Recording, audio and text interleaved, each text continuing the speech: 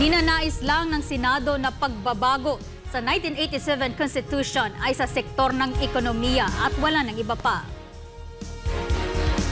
Ito'y para makakuha pa ng maraming investors ang bansa ayon kay Senate President Mig Zubiri.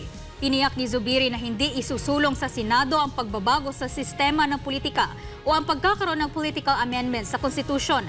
Kahit pa isulong ito sa Kamara, ay tinutulan anya ito ng mga senador. Subalit sakali mang makalusot sa Senado ang political amendments, ay nakahandaan niya siyang bumaba sa kanyang posisyon bilang Senate President.